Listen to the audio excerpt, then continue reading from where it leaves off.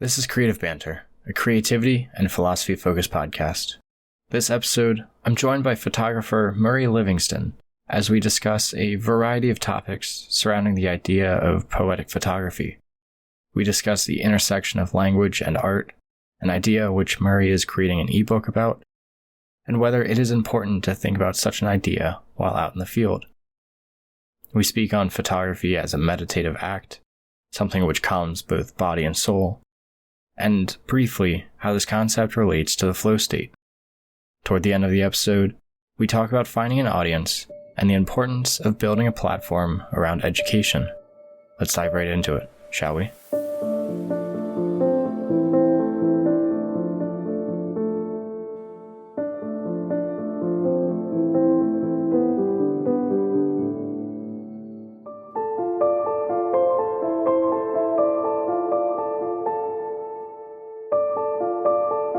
I did a webinar the other day talking about distilling the landscape, and I made the fatal error of forgetting to click record on the presentation. So I was going to offer it as sort of a free lead magnet for emails and signing up to the mailing list and things. And of course, I now don't have that recording. That's rough. It's okay. It's an excuse to give the webinar another time. Yeah, that's true. And refine things and all that. So, not the end of the world. Yeah, I have to start figuring out my whole webinar presentations, that kind of thing. There's a lot of stuff that I want to start figuring out with that, and I keep talking about it, but now that I have the website out of the way, because I just relaunched that, so... I noticed there was a few changes since I checked. I mean, that was really recent, wasn't it? Literally like in the last few days or something. Yeah, Saturday I relaunched it. So 2 days ago, as of this recording. Yeah, it's looking really good, man. Yeah, thank you. It took far too long for me to get it done, but I really had no choice because it was either that or on Sunday the website that I had set up already that would have renewed with Squarespace. So I had to do something, and I didn't want there to be too much of a lapse between the old website, not having a website, and then the new website, just because it would have taken me forever if I just hadn't pulled the trigger on it. So yeah, no, that's really good. I mean, website's a constant work in progress, isn't it? That's the same for me. Yeah, it is. It's terrible. I was talking to someone, one of my girlfriend's family members yesterday. We were talking about like life coaching, because that's something that she's going through, getting like certified or the steps to become a life coach. Like she was saying about like her website and how she had just built it up with the help of her husband a little bit with Squarespace, essentially using a template, but then having to go through and realize this template doesn't exactly work for her and her business and her goals for everything. So I was talking to her about that. I'm like, yeah, it's a constant work in progress. Like, it's never ending. Do you think you're happy with how things have turned out? For the most part, I think, yeah. There's still stuff that I have to change. I still have to add in like alt tags to my images and everything. Yep. I have to do some more things with my like essays page and little stuff like this that I just want to add to it that I never really had before. In a previous episode with Ben, I talked about adding in like me reading the essays and having audio for that, especially now that I have this equipment from the podcasting. So yeah. I figured that would be a good idea to do that. I just have to get on that, and little things, but a lot of little things. And I notice you've taken away your print offerings. How did that come about? That's been going on for years. I've always gone back and forth with like print offerings and that kind of thing. I'll bring them back on eventually. Right now, my main focus is the ebook that I just launched with the website, which is just a free downloadable ebook that I've again talked about since October or so. It's a morning walk, North Resort, and it's just, I think, like 40, 50 photographs. Just a collection of photographs that I had taken while walking around my family's property up north. So I figured that needed to get out there in the world, and I figured I'd do it as a free download, and if people get some kind of value out of it, I have a donate button as well. So, I mean, absolutely. I'm just happy to have that out there. That's awesome.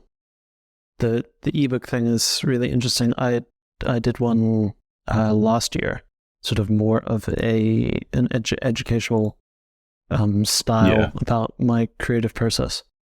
And man, yeah, that's your black and white one, right? Yeah, that's right. And they take forever to put together.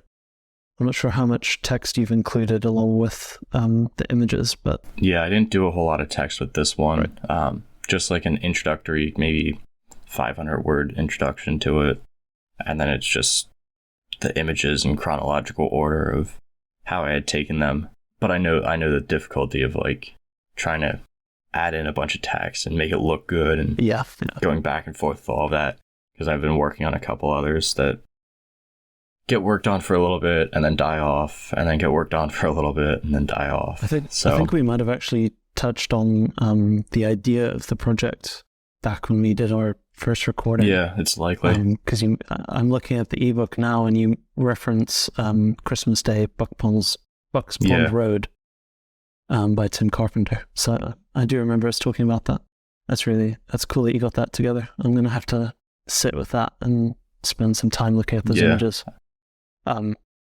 I'm currently just in the very early stages, brainstorming really, working with another photographer to do a sort of like collaborative ebook. Okay. Talking about language and photography.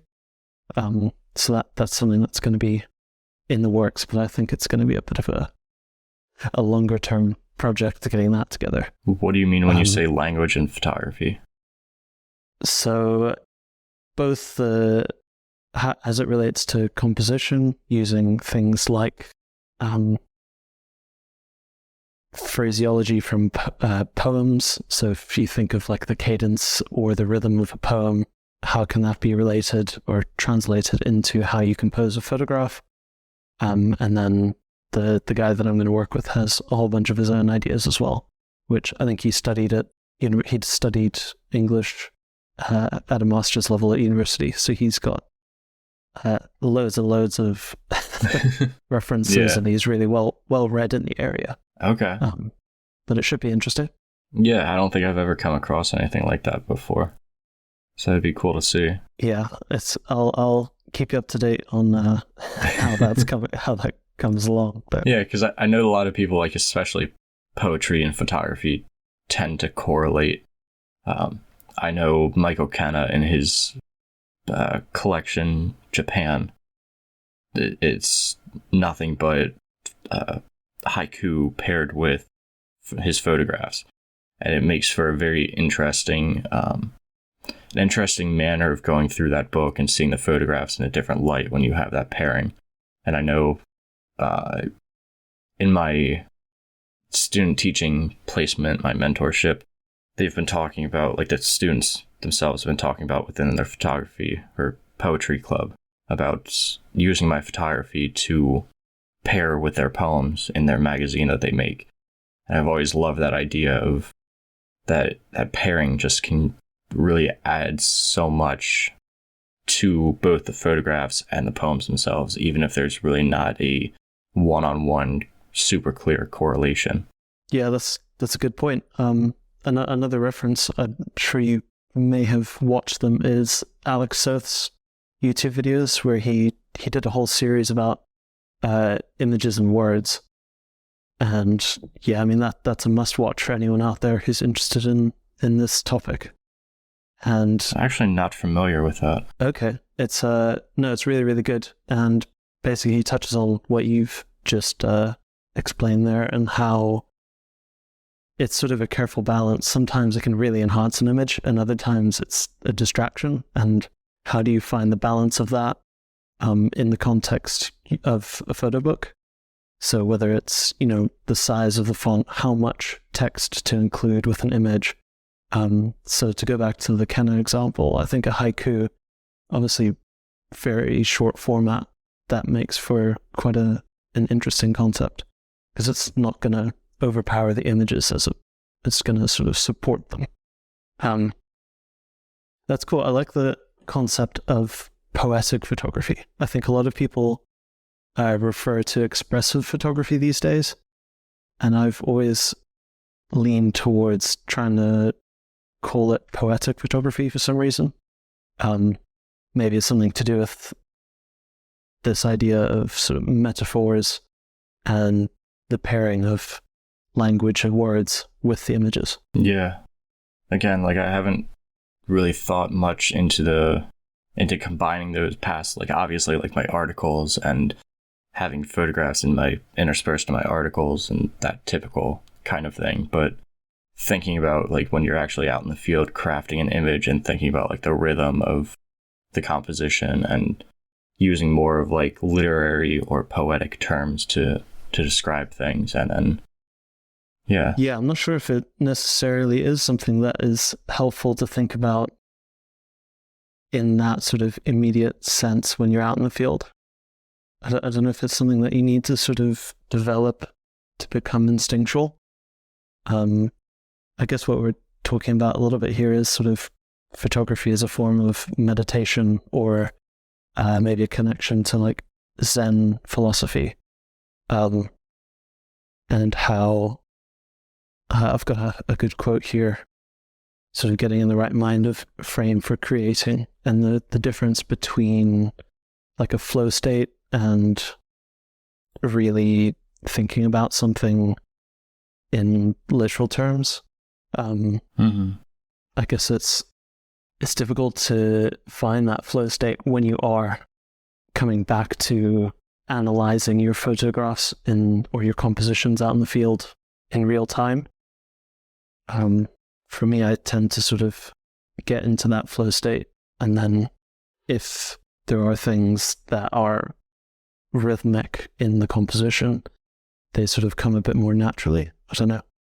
I tend to struggle when I get back into the office, or even after developing the film, because I have my flow states of in the field where I'm making the compositions, and then come back, and when I develop the film, that's another sort of miniature flow state. But then trying to get back into that enough to go through the scanning process of the film and the editing process, it's that technological disconnect too that prevents any kind of flow. And I wonder if there's a different way to think about things that would help me to get back into that, to keep it as, like you said, as a form of meditation throughout the entire process, instead of having it so segregated between. Yeah, I guess it's that, the segregation, or the sort of dichotomy of the technical and the artistic is, I don't know, there needs to be I think when we talk about flow state, it's those two things happening at the same time. So they're not necessarily a dichotomy, they're actually almost one and the same thing, but just in different forms. I guess photography as a meditation, one concept that I've been noticing in my own work is that hiking really, really helps to get me into that mindset. Because you're having to, especially to go up into the mountains, you're having to focus so much on breath work. And that to me sort of draws me into, all the external stimuli sort of fade away, and you're really in the moment, as it were. I don't know how that applies necessarily to the more technical side of film, where you've got to develop and scan and all that. But I guess it's all part of the preparation for editing, which is, as you said, another form of the flow state. One of the other things I want to try and do, and it may help for both what the just thinking more about your photographs, but also to get into more of like a slowed down mindset before or during photographing is trying to take more time with my compositions and sitting down and letting the light form in a way that I can visualize it as forming, kind of what like how Ben goes through a more of like a contemplative approach, but during that time writing, and even just writing like a quick haiku or something that goes directly in line with the photograph that I'm currently taking, going through my thought processes and that kind of thing, introducing that into my workflow and seeing if that can't help support me throughout the entire process then as well. I wonder how that would look too. I like the sound of that, because it's sort of you're taking that analytical framework and almost removing it one step from the act of photography itself. So you're still sort of analyzing what you're doing in a way, but reframing it around a different artistic format. And I think that when you start to do that, you'll make connections between those two things. That's a cool idea. It's just a matter of me actually being able to wait for the light. Yeah, because that's always the trick, especially with black and white, it's so tough for me to just sit there and wonder, okay, is this composition worth waiting 20 minutes, 30 minutes, 2 hours, whatever for? Yeah. And getting over that mindset of, because I tend to go into hiking with like a more of like a goal oriented mindset, not necessarily for photographs, but like I need to spend this many hours out in nature and hike this many miles, or it's just a waste of time like being out in nature. And I don't know where that disconnect is coming from, but I've been trying to like reorient how I think about going out, because like my problem is I hear about everybody going out for hikes, and when I think of a hike, for some reason I think of this long trek in the mountains or in the woods, wherever, where it's a lot of miles covered and it's a very like arduous, it's very just intense.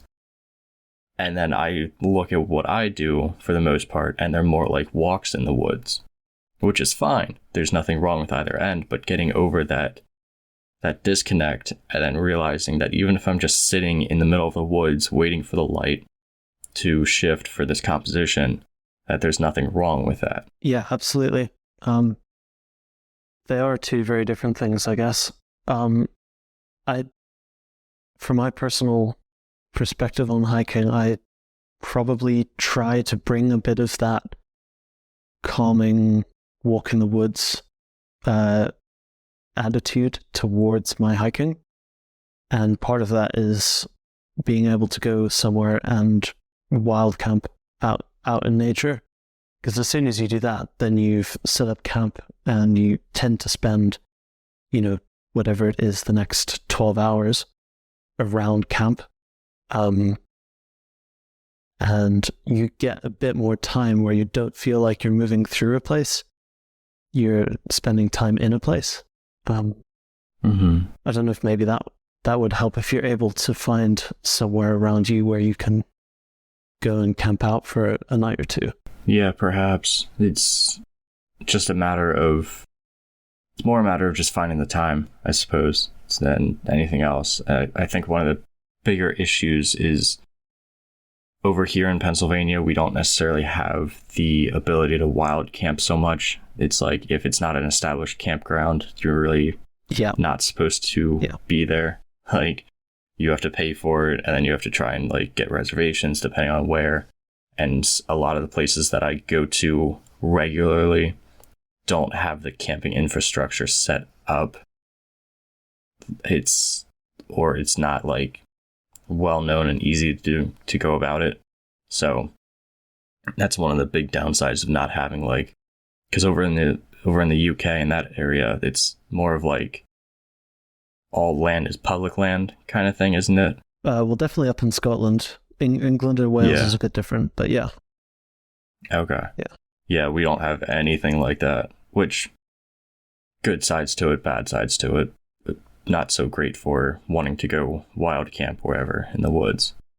Well, it doesn't necessarily have to be wild, I guess. Maybe that was just the terminology bringing over from what they call it in Scotland. But no, I get your point. It's a case of, for you, it'd be a bigger endeavor, a bigger trip, and maybe outside of Pennsylvania.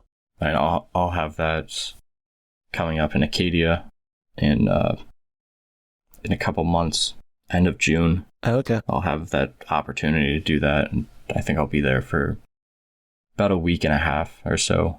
And then I think I'm trying to get down to another national park in the end of May, if I can make it, if I can get the reservations and everything together in time. But yeah, I would definitely love to be able to spend at least like a full day and night in the woods more often, but trying to get that to work with everything else that's going around, and girlfriend's schedule and everything too can be challenging.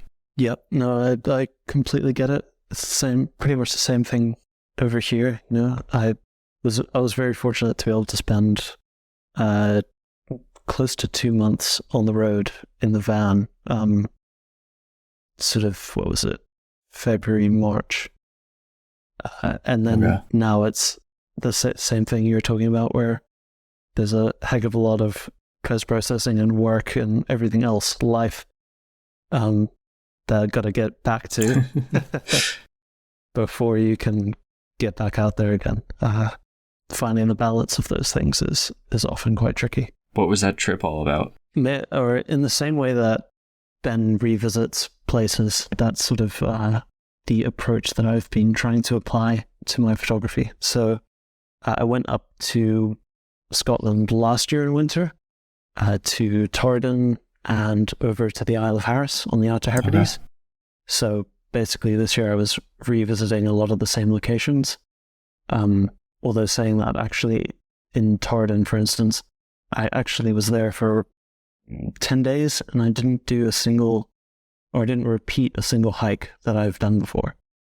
So, I mean, the wilderness areas up there are just immense, and you can basically explore for years and years and never do the same thing twice, which is really fun and interesting, but it takes a lot of time, really.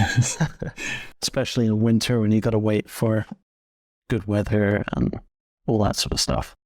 I've been lucky enough as well to work with a commercial client doing some like educational video content. So that's been a good excuse for me to be able to go up there. It's like, oh, well, I've got to go and produce these videos. Yeah. So I might as well then also spend a bit of time while I'm up there making my own work. One of the other things that I wanted to ask you about, your portfolio critiques, looking just through your website, how have you found those in terms of like getting people to sign up for them, or however you go about that, and getting your name out for actually doing that, where you are at a position where people actually want their portfolio critiqued by you, kind of thing? So I actually haven't had anyone sign up for it as of yet, but it's something where it's a service that I am interested in and I like critiquing. Okay. We did weekly critiques in architecture school for 7 years when I was doing my degree. So it's something that I've got a lot of experience with. And basically that's part of why I offered for you to send through some images to do a critique, which is going to be going out shortly, as I messaged you about the other day. And I guess that's part of the business side of things, is building up that backlog on YouTube or wherever it is that sort of shows to potential customers that you can do this properly and that you're good at it. So hopefully those are sort of a showcase for why somebody might want to get their portfolio critiqued with me. I've had a lot of people message saying it looks like an interesting thing and they'd like to do it. But of course, it's always the case of getting someone to actually sign up and put their money down. Yeah, of course. It's always tricky. Yeah, but I mean, I think it's a great thing because for anyone to do, I know a few other guys who do it, like Eric Bennett and some of those guys.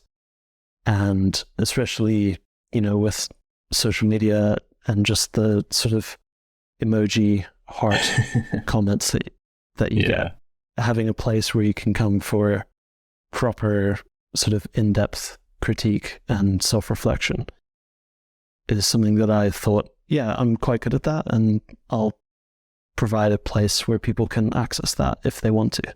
Walking through your website now a little bit, because I haven't done so probably since the last time we talked. Kind of terrible with that. You have a couple workshops coming up. You have your Isle of Harris, and you have another one in next year. Yeah. And then your one-on-ones. Yeah, so the Isle of Harris one is going to be in end of October, beginning of November. So that's part of the reason why I went back up there, was so that I made sure that I knew all my locations really well, and also to sort of produce a bit more work to be able to market the workshop, etc. Okay. But that particular... Is that just you running it? Yeah, that's going to just be me. It's going to be with 4 clients, staying in a really cool cottage, which walks right out onto the beach. And I mean, I think it's probably my favorite place in Scotland, which is why I sort of made it my first location for a workshop. But yeah, it goes back to the sort of educational theme that I'm interested in. It's not a tour. It's really meant for people who are looking to develop their creativity, and people who are interested in self-reflection, critiques, etc. And then, yeah, there's another one which I'm still designing for over in South Africa, and then the one-to-ones, which is sort of open all year round. I guess these... How have the one-to-ones gone? I've got a meeting with someone on Wednesday to do one, so that'll be good. And otherwise, it's pretty quiet over there in the UK, really. I think with all of the economic things that have been going on for the last few months, people have really tightened the purse strings. So it's...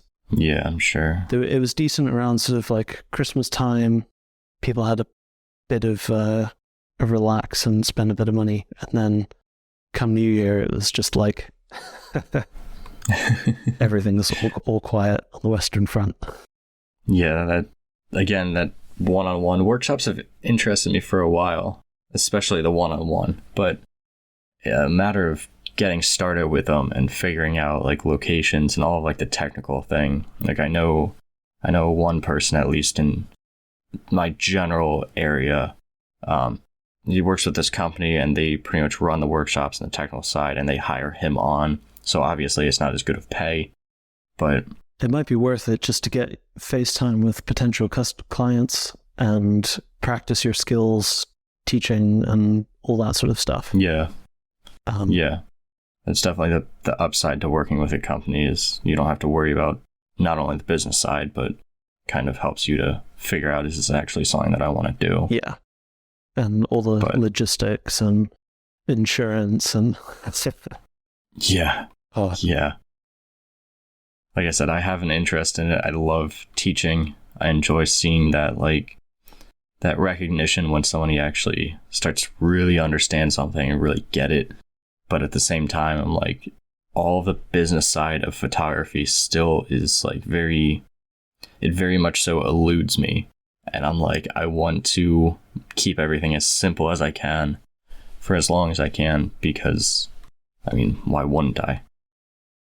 So is it still your ambition to be a quote-unquote professional photographer? Or would you be happy maybe making a part of your income elsewhere and then sort of almost, in a way, funding your artistic pursuits? I don't know. Right now I have plans that I'm not quite sure how much I want to talk about. Just because knowing myself, if I talk too much about it, I'm just going to keep pushing it off. And So what I can say is, if everything works out and I push in the right direction, in the direction that I feel I should be pushing right now, it won't necessarily be full on about my photography. It'll be more in a teaching lens about some of the stuff that I've written about and will continue to write about, and expanding in that kind of direction. More of like perhaps online courses about photography related things rather than selling my prints or folios or anything like that, or even like individual workshops or anything. But we'll see how exactly that formulates in the coming years, because that's going to be probably a 5-year project till I get up to that point. So for right now, it definitely is a matter of trying to be okay, or having to be okay, supplementing my income with something else, which is becoming more and more, I guess I could say, just okay by me. Like I'm good with that. So yeah, I guess if it works out and then you are still able to spend just as much or enough time out making images, then does it really matter in the end? Yeah, exactly. I mean, I've been enjoying, for the most part at least, I've been enjoying the teaching that I've been doing in the classroom for English, and figuring that out and trying to become more comfortable with the idea of doing that. And there's still obviously anxiety, there's fear around having my own classroom and starting that up as a first year teacher, trying to figure out where to work, places to apply to, that kind of deal. But for the most part, it looks more like a realistic future, and one that I'd be okay with and happy with, than it did this time last year, kind of thing. So, and I mean, I guess Ben's got a, sort of similar background in that he didn't go full time, and he sort of weaned off of his job that was his regular income over a period of years or however long it took. So I'm sure he could give you some advice in that regard, or maybe he already has.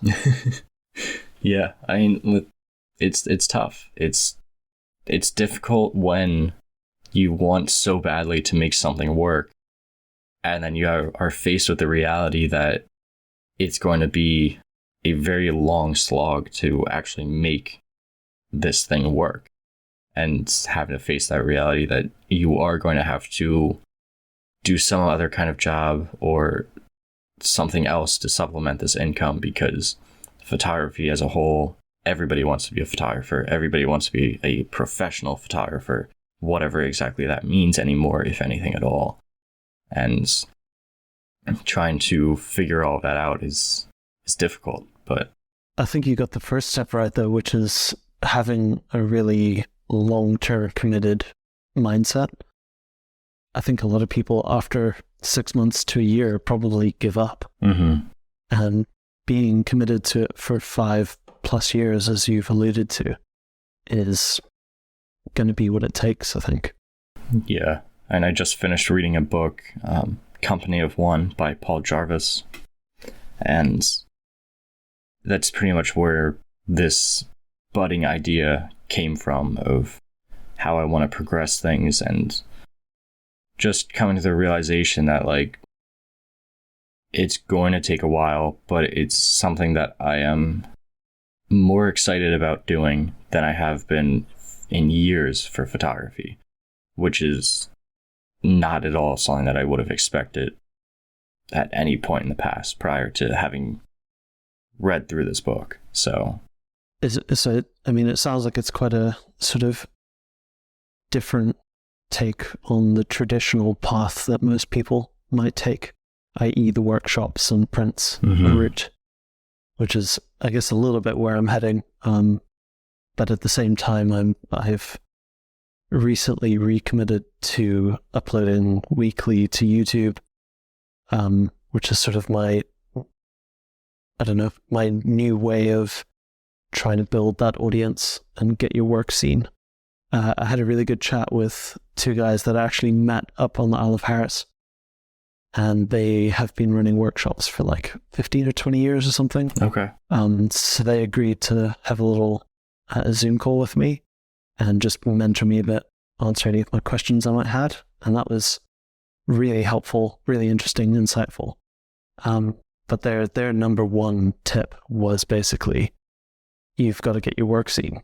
That's really what it comes down to. Get eyeballs on your work. And it used to be maybe that you would pay for advertisement in magazines, and nowadays I guess it's you pay for advertisement on social media, or you upload regularly to YouTube, those sorts of things. Yeah, I mean, the biggest thing that, at least from my very basic understanding of building up an audience, is primarily just, like you said, through YouTube. I know Thomas Heaton just put out a video talking all about like his tips for that,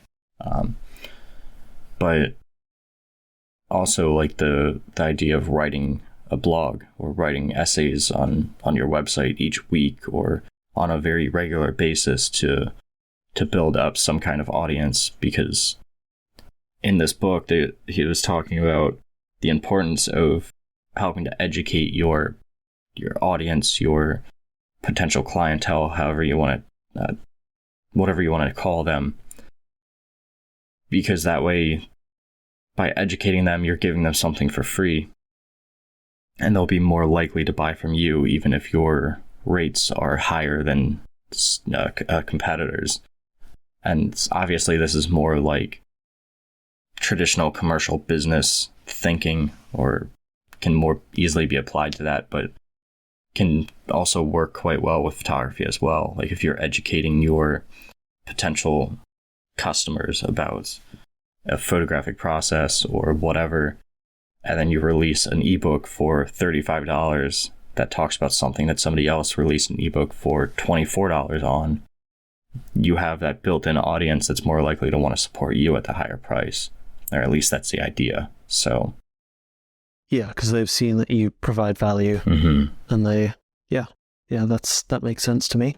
Yeah, so building up an audience through YouTube or through writing is a lot better than, I think, even social media, and certainly more reliable than trying to go for like magazines or other things like that, because you don't necessarily have access or direct access to that audience all the time, like you would if you have like a mailing list or something else.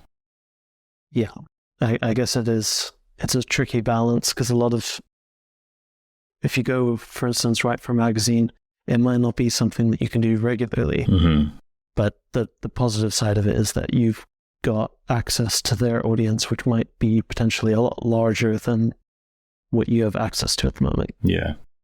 So, I mean, obviously you've written for a few magazines, as have I, and I don't think it's necessarily a bad route to go. Oh, no, but not I at agree all. that it can't be the only thing that you're doing. You've got to sort of build your own platform, your own website, your own mailing list, because at the end of the day, that's going to be your most surefire way of reaching the people who are interested in your work. Obviously, they've signed up to your mailing list, so they've committed themselves, or they've shown interest by doing that. Yeah, that's something that I need to get on now that my website is back up and running in a nicer manner. I want to start publishing weekly. Just try that out for at least a year, for the rest of this year, see where that takes me, and try and build up that audience, that newsletter, just gather people around that are interested in what I'm talking about. Because even though it's not like I'm directly making money off of that, it's going to help me so much more in the long term than if I just make a couple bucks here and there from publishing these articles on a magazine. So yeah, and if you're writing about something that interests you, weekly or whatever it is, bi-weekly, then you're going to get some sort of value out of it as well. Whether that's trying to formulate into words ideas that you're having about some of the work that you're doing, or it's going to be a positive thing to do both for you and for whoever reads it. Mm-hmm. That's something that I started 14. I'm trying to do the math quick. Almost half a year ago, actually, I started a newsletter, just sharing like 3 things that I thought in photography were inspirational. Basically, what I've been looking at for the last 2 weeks, and it's been a really good experience for me because it's meant that I've had to almost keep my finger on the pulse of what's going on. Right. And constantly, even if, the 2 weeks comes around and it's Friday and I've got to send the newsletter out, then I've got to sit down for an hour or two and actually absorb some photography, look through a book, whatever it is. Yeah, that newsletter, a regular newsletter is something I've struggled with that as well. Trying to figure out how to put in enough content each month or each week or however the period of time is that you've designated for it, that the information is still relevant, but also that it's useful and beneficial for the audience that you're building. Again, something that I have just been figuring out more succinctly over the past 2 weeks, if that, as I come to these new ideas that I have that I want to put in place. And having an actual focus for a newsletter, I think, is a huge benefit. It's definitely something that you need when you're putting this out, instead of just having a newsletter that's like, oh, here's what I've been doing, here's what I've been up to, all about me kind of thing. And yeah, some people might be interested in that, and that's great, but if you're not sharing something with them that they may find to be beneficial, then you just cracked your audience in half. Yeah, it goes back to what you said a few minutes ago about providing some sort of maybe education or value to your audience. I'm interested to hear a bit more about your trip to Acadia in the summer. Summer photography is not something that I partake in too often. I find it really difficult to photograph at that time of year. So why have you chosen to go on a trip like that at that time of year? I'm kind of the opposite. I find it a lot more difficult to photograph in the winter, but I think a lot of that has to do more with the fact we don't get a lot of snow on a regular basis in Pennsylvania. So it's not like I have that kind of separation in the woods to help with the photography, to make it more interesting. Otherwise, it's just a bunch of dead brown trees surrounded by dead brown bush, and that's just it. So I tend not to get out as much during the winter or photograph nearly as much during the winter. So summer's my kind of time to shine, so to speak. But it's also because, just being realistic about it, my girlfriend works throughout the year. She's a teacher as well, so she doesn't have like the days off to go camping for a week up in Acadia in the middle of, I don't know, February. Like, yeah, it's just not it's not a realistic expectation. And as I go into teaching, or even whatever I decide to do, perhaps I'll be able to make that time if I don't go into teaching and go into something else. But especially if I go into teaching, I won't be able to have that time either. So a lot of my trips tend to be like weekend trips instead. And so we just chose the dates that we chose because that's what worked. And I know especially with black and white photography, which makes it so much easier, is I don't really have to worry about the harsh midday light that every landscape photographer is told to be afraid of. I can just be more free with it and photograph when I want, as long as the light works for that subject and for the visualized image that I wish to achieve with it. How do you go about thinking about sort of the temporality of the seasons and things in your bigger portfolio then? If you find yourself primarily photographing in maybe summer when there's lots of foliage, do you think there's a place in your portfolio or in a potential project that shows the different conditions, the different seasons, etc.? One of the ways I've always wanted to sort of divvy up or divide my portfolio, I always loved, there's a book from Elliot Porter that goes through the seasons, and it's split up in that way. And I've always loved that idea. I've loved that for years, even before having found his book. But the reality is that, like I said, we just don't get the snow that we get, or that I would like to get, in order to show that distinction between seasons. So I'm always missing out on winter photographs. And even like for the fall, I mean, fall color is hit or miss, and fall tends to be some of my busier time with schoolwork, and at least it has been in the past. So trying to get out has been not the easiest, especially trying to time when the fall color is decent and making sure that I can get out, and not being able to get out for a prolonged period of time in one area to explore it in a way that is conducive to creating portfolio images around a theme like fall color, like so many others do. It becomes difficult. So trying to show that distinction between seasons and split it up in that way, it's something that I want to work toward, but it's not something that I am currently able to do. Yeah. At least not so far. Do you think you'd shoot a bit of color if you were able to go out in those different seasons, like fall, for instance? No, not at all.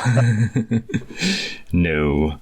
Now, my expenses aside of color film, even if I'd pick up a digital camera specifically, even if I would use the Ricoh that I have now, all the photographs I make, unless they're of family members or something and they request them in color, I don't touch color at all.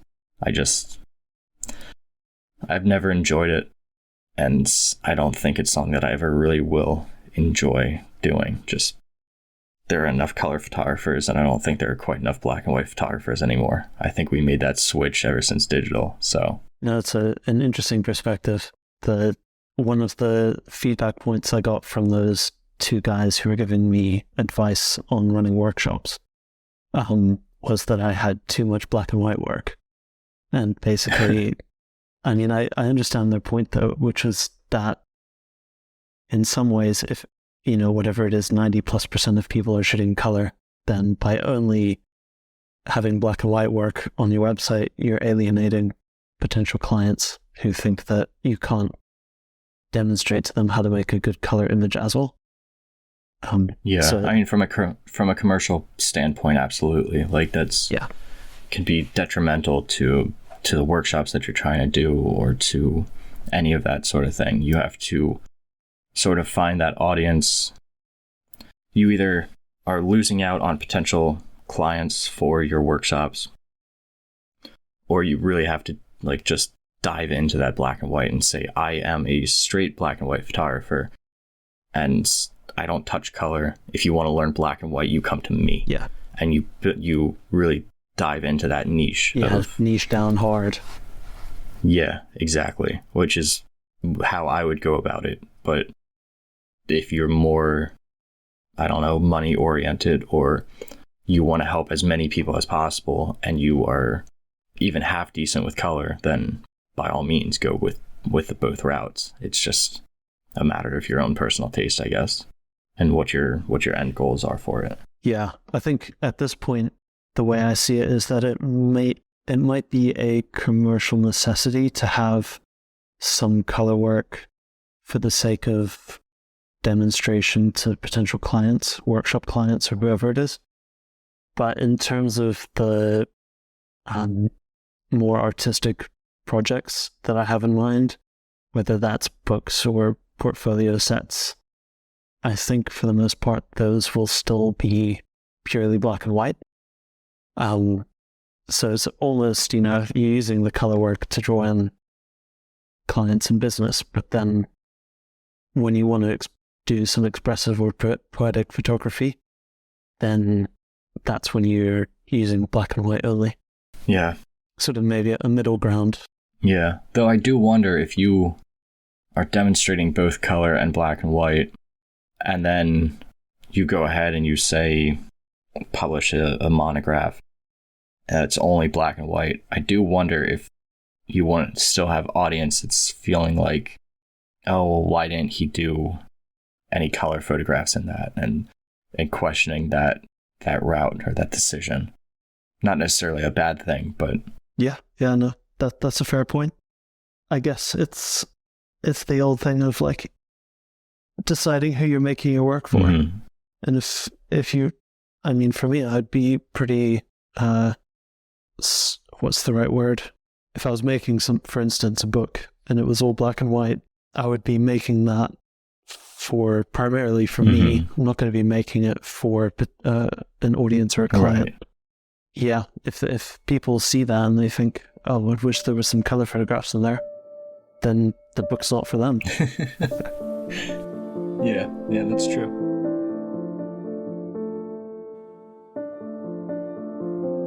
I hope you enjoyed our creative banter. You can learn more about Cody's work by visiting his website, codyschultz.com. And you can find my work at benhorn.com. For further discussion, join us at patreon.com/creativebanter. It's a place where we can interact with you, the listener. And although we greatly appreciate those who contribute by joining a tier, discussions are open to everyone, whether you're a paying member or not. Thanks so much for listening, and we'll see you around next time.